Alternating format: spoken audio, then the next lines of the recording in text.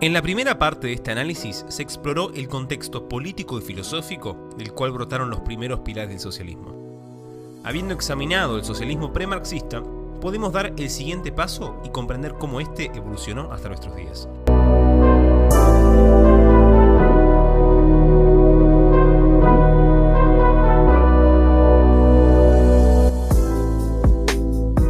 Los jóvenes Marx y Engels, observadores y estudiosos del amanecer socialista que ocurría en Francia e Inglaterra, no tardaron en calificarlo de mediocre, fantasioso y utópico. Para ellos, el socialismo debía ser científico, necesitaba un nuevo corpus, una teoría filosófica, política, económica, antropológica y sociológica que legitime todo el pensamiento socialista. Para lograr esto, Marx y Engels agregarían al marco conceptual nuevas ideas, inspiradas principalmente de 4 autores: el método dialéctico de Friedrich Hegel, el materialismo de Ludwig Feuerbach y la teoría del valor-trabajo articulado en la obra de Adam Smith y David Ricardo. Así surgía un nuevo enfoque. Toda la historia de la sociedad humana hasta la actualidad es una historia de lucha de clases. El modo de producción de la vida material condiciona el proceso de la vida social, política y espiritual en general. No es la conciencia del hombre la que determina su ser, sino por el contrario, el ser social es lo que determina su conciencia. Lo que queremos es suprimir ese triste modo de apropiación que hace que el obrero no viva sino para acrecentar el capital y no viva sino en tanto lo exigen los intereses de la clase dominante. El proletariado se servirá de su supremacía política para arrancar poco a poco todo el capital a la burguesía, para centralizar todos los instrumentos de producción en manos del Estado, es decir, del proletariado organizado en clase directora, y para aumentar rápidamente la cantidad de fuerzas productivas. La historia es entonces la lucha de clases. La sociedad entera puede reducirse a este determinismo económico. Nadie ni nada escapa a ello. Todo está construido sobre la estructura económica. Los capitalistas explotan a los trabajadores por medio de la plusvalía, un concepto derivado de la teoría valor-trabajo que había desarrollado Johann Karl Rodbertus y sugería que los capitalistas le robaban a los obreros un porcentaje de su trabajo en forma de beneficio empresarial. Esta explotación lleva a la historia a una inevitable revolución del proletariado que nos permitirá alcanzar una sociedad sin clases, sin propiedad privada de los medios de producción, sin dinero, sin patria y sin religión, donde se trabaje de cada cual según sus capacidades, a cada cual según sus necesidades. Marx y Engels no profundizaron en cómo se organizaría esa sociedad, pero se basarían en el elemento central del socialismo, la planificación y dirección deliberada de la vida social y económica. Entre las 10 propuestas que ellos presentan en el Manifiesto Comunista, algunas de ellas son la expropiación de la propiedad de la tierra y su empleo como renta para los gastos del Estado, fuertes impuestos progresivos, la supresión del derecho de herencia, confiscación de la propiedad privada de todos los emigrantes y sediciosos, centralización del crédito en manos del Estado por medio de un banco nacional con capital estatal y monopolio exclusivo, y la centralización del transporte en manos del Estado. La influencia del pensamiento de Marx y Engels crecía enormemente, y aparecieron sucesores como Antonio Labriola, Franz Mehring, Karl Kautsky y Georgi Plejánov, que profundizaron muchos elementos que sus mentores habían tocado solo superficialmente. Sin embargo, no todo eran buenas noticias. Algunos notables marxistas comenzaban a ver fallas y acusaban que la teoría de Marx era falaz y tenía contradicciones.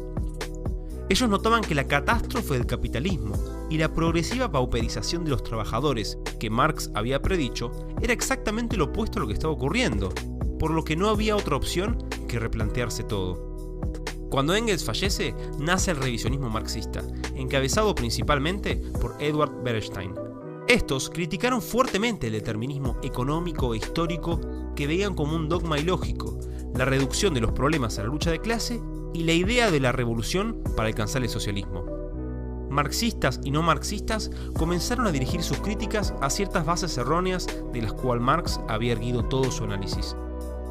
La crítica de los errores y desaciertos filosóficos y económicos en los cuales se construyó la teoría marxista pueden ser arduos de exponer, por lo que no se comentará en el video. Pero haremos una mención especial a Eugen von Bäverk, que dedicó parte de su obra a refutar la teoría de la explotación de Marx, cuyo error era a partir de la teoría del valor-trabajo, una noción precientífica que no se había adaptado a la revolución marginalista ni a sus precursores.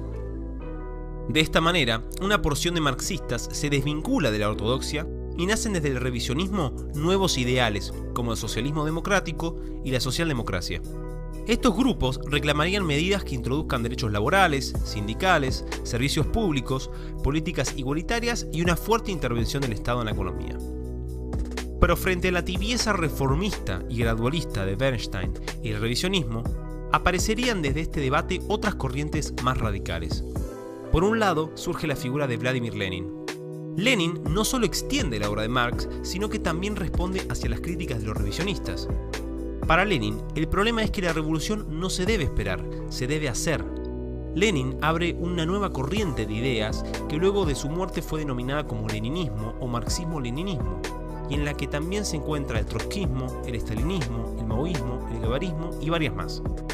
Su obra rompe con los cánones marxistas, ya que él estaba organizando la revolución en Rusia, el país menos industrializado de toda Europa.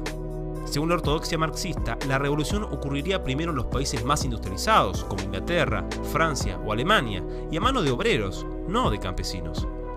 Por otra parte, Lenin defendía un enfoque violento y militarista. Montó el terror rojo, inspirado en la Revolución Francesa, donde se exterminó miles de personas. Incluso antes del terror, se han encontrado telegramas de Lenin que ordenaban ejecuciones masivas a modo de advertencia. Esto también causó muchas controversias con la ortodoxia, ya que Marx, usando la dialéctica hegeliana, creía que la historia evolucionaba e iba pasando de etapa a etapa por medio de tesis, antítesis y síntesis. Para Marx, la revolución era una causalidad científica, no el producto de la violencia y el terrorismo de un grupo de guerrilleros. Otra figura más moderada, pero igualmente importante, fue Rosa Luxemburgo. Ella y su corriente, un poco más cercana a la ortodoxia, lucharon enormemente contra las ideas revisionistas y, aunque algo simpatizante de Lenin y la revolución bolchevique, criticó su organización, que veía como demasiado autoritaria, advocando por una gestión democrática y descentralizada. Mientras tanto, en 1922, Ludwig von Mises escribía Socialismo, donde abrió el debate sobre sus problemas teóricos. En respuesta a la imposibilidad teórica y práctica del socialismo, articulada en la obra de Mises y Hayek, aparecieron en las siguientes décadas alternativas como el socialismo autogestionario y modelos de socialismo de mercado, como el de Oscar Lange. Si bien la filosofía marxista continúa evolucionando hasta nuestros días, el socialismo prácticamente ha muerto. Los modelos de Lange y sus nuevas variantes, aunque representan una mejora, no han logrado resolver los problemas teóricos del socialismo, por lo que el teorema de la imposibilidad de este sigue en pie. Por último, y obviando las diferentes escuelas del socialismo anarquista, que se explorará dentro del análisis del anarquismo, para completar el espectro político deberíamos explorar otras manifestaciones del socialismo. Incluso antes del socialismo utópico, muchos cristianos se vieron interesados por una organización social de tipo comunal, con políticas basadas en la redistribución y la planificación. El comienzo del socialismo cristiano arranca sobre todo con John Minter Morgan, un teórico y seguidor de Robert Owen, del cual ya hablamos en el video pasado. Aunque no tan frecuente y muy diferente al marxismo, el socialismo cristiano gozó de cierta popularidad y durante el siglo XX tuvo figuras como Dorothy Day e incluso Martin Luther King Jr., que en privado se identificaba de esta manera. El socialismo cristiano suele estar muy relacionado con la idea del distributismo, la propuesta de distribuir los medios de producción lo máximo posible para que se construya una sociedad basada en muchas cooperativas y economías familiares. El comunismo cristiano, en cambio, es una postura muy poco frecuente que suelen defender marxistas-leninistas conversos al cristianismo. De ejemplo podemos mencionar a Camilo Torres, sacerdote y guerrillero del Ejército de Liberación Nacional de Colombia, Gaspar García Laviana, sacerdote español que falleció peleando para los sandinistas en Nicaragua, o Manuel Pérez Martínez, otro sacerdote español y comandante del Ejército de Liberación Nacional. Ellos han tenido mucha influencia en Latinoamérica y siguen teniendo la simpatía de algunos religiosos relacionados con la teología de la liberación, que tiene mucha presencia en la actualidad. De esta manera, completamos los socialismos no anarquistas dentro del espectro. Deja tus opiniones, ideas y propuestas en los comentarios. No te olvides de darle me gusta al video si te gustó. Muchísimas gracias por verlo y los veo en el próximo.